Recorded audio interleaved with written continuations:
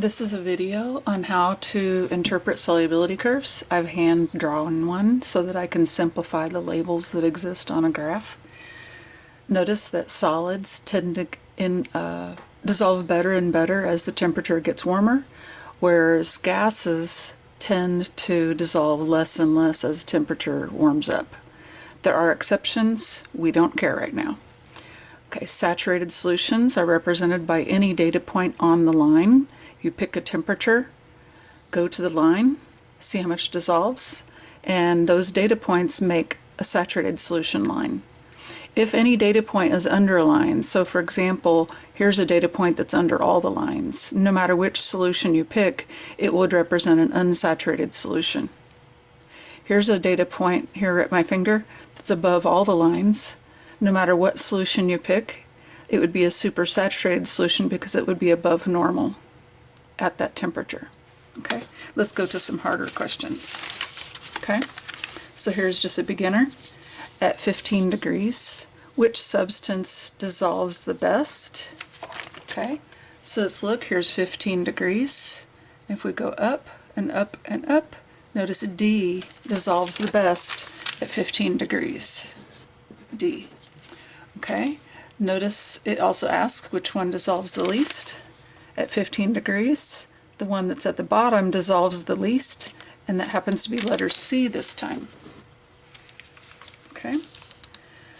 At 45 degrees, how many grams of B dissolves? Okay, 45 degrees, here's 40, here's 50, so 45 is in the middle, and we're looking at B, so 45, go up to B, and then go across to find how many grams, which is labeled on the y-axis, and it's approximately 55 grams.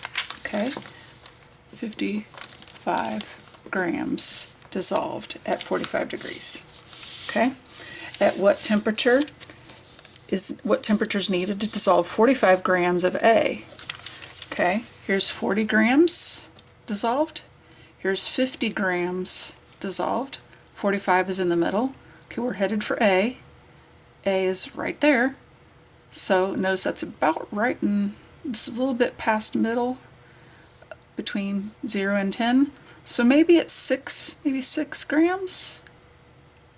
Okay, so 6 degrees. 6 degrees Celsius is needed to dissolve 45 grams. I have to be careful. We all have to be careful. Grams is on this side. 45 grams dissolved. About 6 degrees needed, just a little bit more than 5 degrees. Okay, next we can have 100 milliliters of saturated B. It's cooled from 40 to 20 degrees. What happens? Okay, so B, 40 degrees of B. Okay, notice at 40 degrees, 50 grams dissolves.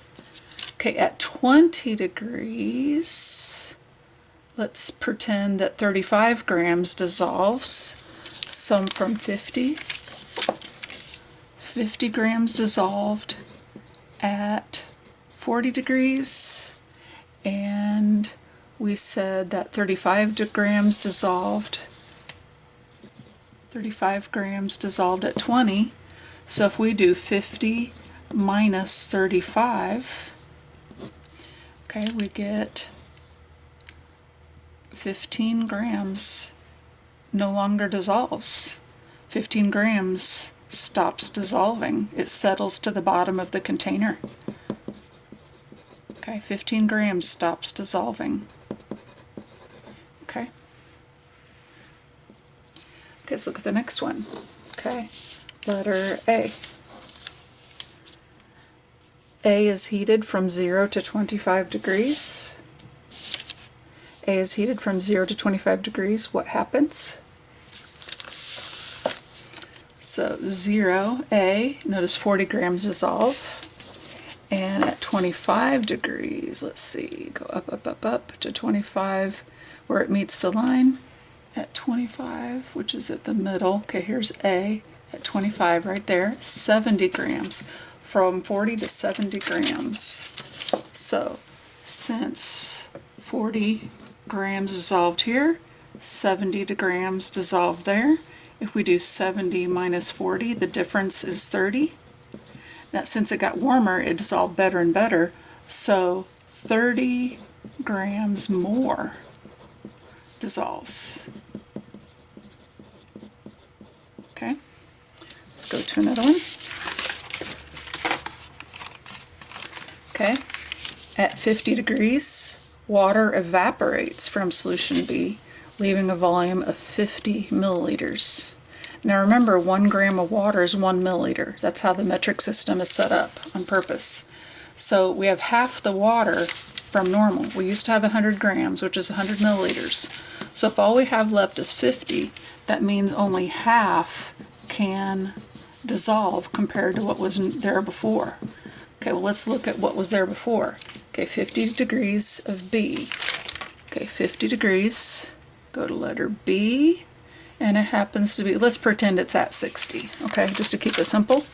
So if 60 grams of B was normal, and now we know only half can dissolve, we'll divide by 2, because that'll give us half, and 60 divided by 2 is 30.